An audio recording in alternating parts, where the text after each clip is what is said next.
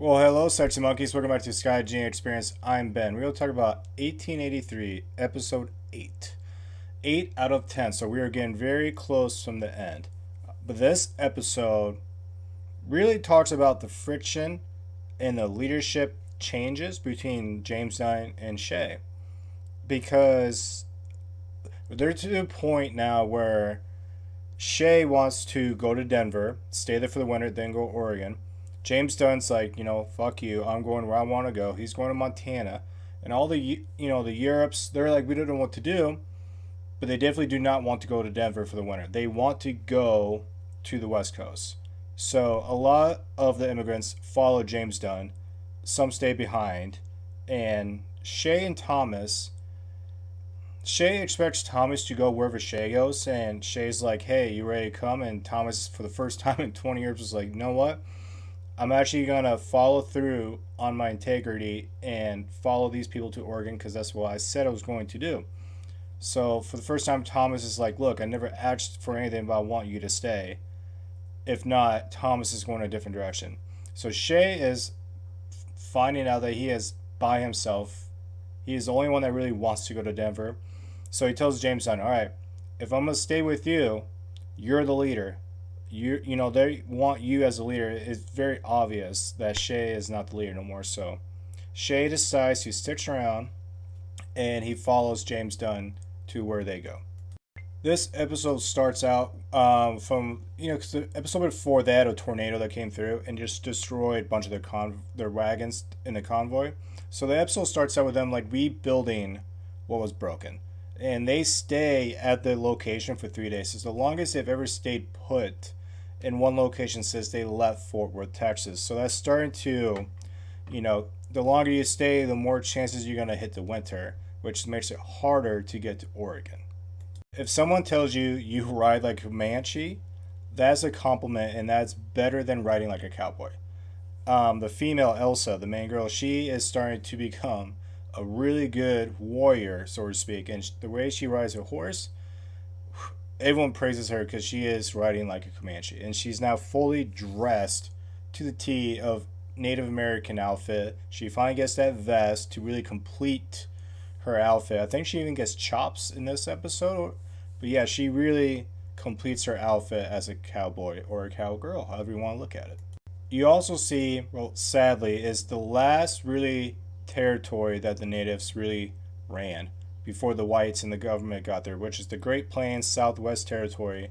So you get the last glimpse of the Native American life the way it was before white people just came in there and did the stupid shit they did.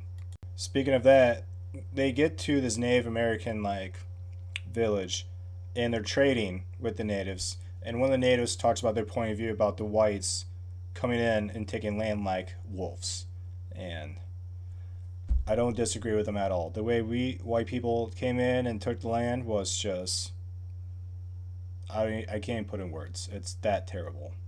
Like I said in the beginning of the episode, they're building what was broken. So now they're only down to 8 wagons out of, I believe, 30 wagons from the start. So 8 wagons, which means people now have to walk. The Germans, the Europes, they definitely don't know how to ride horses. So they are all learning to ride horses for the first time. And there's a disagreement about should they learn to ride the horse the first time here. And Shay thinks not. James Dunn's like, this is the perfect spot to do it. So this episode is them learning how to ride horses. You get a few comedy moments out of it, which is actually nice. You don't get much comedy throughout this whole series at all. Really enjoy the scene when Elsa and her husband, the native, they killed a buffalo. Well, Elsa killed a buffalo, and she ate the heart, if I remember correctly, or the liver. But then you see the Native Americans' point of view of when a buffalo is killed, how the community comes together, and what they do to, get every single piece of that buffalo and they reuse it. There's nothing that goes to waste. Kind of like the scene from Dances with the Wolves, the buffalo scene. If you watch that when they hunt and do all that ritual, it's exactly like that, but on a lower scale because it was just one buffalo.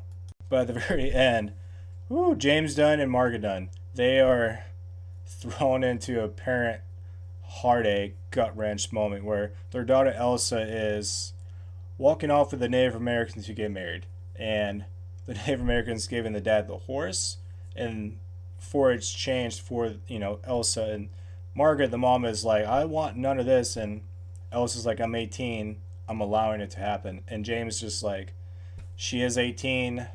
There's nothing I can do about it. So it's the parents dealing with the theme of their daughter growing up and moving on, and there's nothing they can do about it. So you parents out there, it will hit you home.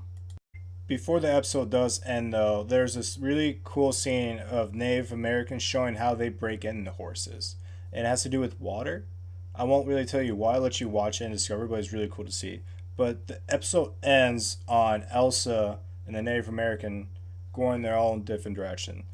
I said they were married, yes, so Elsa decides she's going to follow her family to Oregon or wherever they decide to go, which in the Dutton case is Montana, is north, Wyoming area.